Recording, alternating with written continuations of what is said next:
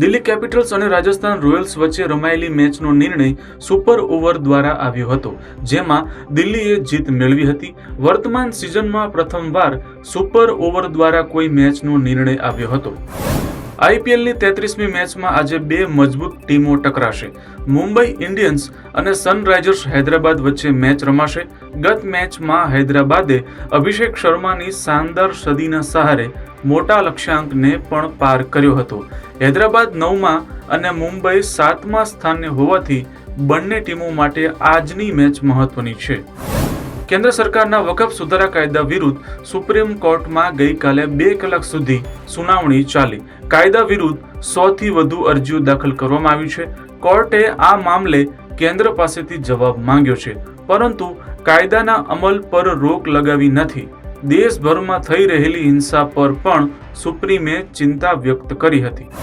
ભારતના મુખ્ય ન્યાયાધીશ સંજીવ ખન્નાએ તેમના અનુગામી તરીકે ન્યાયમૂર્તિ ભૂષણ રામકૃષ્ણ ગવઈના નામની સત્તાવાર ભલામણ કરી હતી.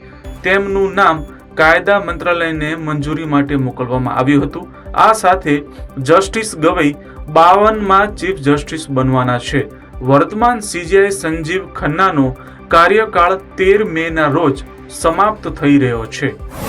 24 કેરેટ સોનાના 10 ગ્રામની કિંમત બુધવારે પ્રથમ વખત ₹1477 વધીને 94,579 પર પહોંચી ગઈ હતી.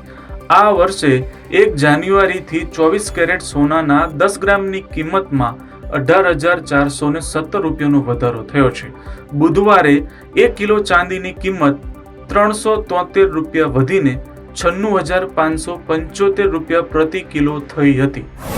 બુધવારે વડાપ્રધાન નરેન્દ્ર મોદીએ ભાજપના રાષ્ટ્રીય અધ્યક્ષને લઈ પીએમ આવાસ પર પાર્ટી નેતાઓ સાથે મહત્વપૂર્ણ બેઠક કરી હતી. સૂત્રોના જણાવ્યા અનુસાર 1 સપ્તાહમાં પાર્ટી અધ્યક્ષની ચૂંટણીની જાહેરાત થઈ શકે છે. બેઠકમાં કર્ણાટક, યુપી, પશ્ચિમ બંગાળ અને એમપી સહિતના રાજ્યોના પ્રમુખોના નામ પર પણ ચર્ચા કરવામાં આવી હતી. હવામાન વિભાગની આગાહી મુજબ આજે રાજસ્થાન, ગુજરાત, કેરળ, મહારાષ્ટ્રમાં તીવ્ર ગરમીની આગાહી કરી છે. યુપી અને બિહાર સહિત દેશના 24 રાજ્યોમાં તોફાન અને વરસાદની આગાહી કરવામાં આવી છે. ઝારખંડ, પશ્ચિમ બંગાળ, આસામ, બિહારમાં ભારે વરસાદ થશે. તે સમયે છત્તીસગઢમાં કરા અને બિહાર અને પશ્ચિમ બંગાળના કેટલાક વિસ્તારોમાં વીજળી પડવાની ચેતવણી પણ જારી કરવામાં આવી છે. કેન્દ્રીય ગૃહમંત્રી અમિત શાહ મધ્યપ્રદેશના પ્રવાસે પહોંચ્યા. મધ્યપ્રદેશના નીમચમાં સીઆરપીએફની 86મી એનિવર્સરી પરેડમાં તેઓ સહભાગી થશે.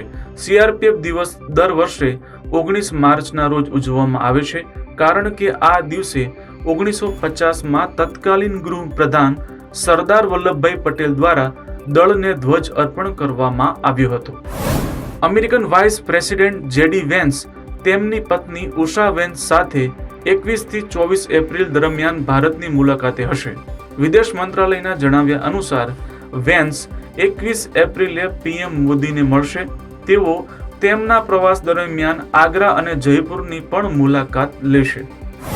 પશ્ચિમ બંગાળના મુર્શિદાબાદમાં વકફ સુધારા બિલના વિરોધને પગલે હિંસા ફાટી નીકળી હતી. હવે આ હિંસાની તપાસ માટે સીટની રચના કરવામાં આવી છે. આ હિંસામાં 3 લોકોના મોત પણ થયા હતા. હિંસામાં બાંગ્લાદેશ કનેક્શન સામે આવ્યું હોવાનો પણ દાવો કરવામાં આવ્યો છે.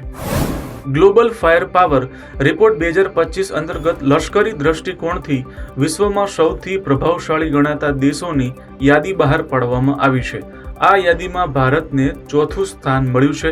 અમેરિકાને પ્રથમ, રશિયાને બીજું અને ચીનને 3જું સ્થાન મળ્યું છે.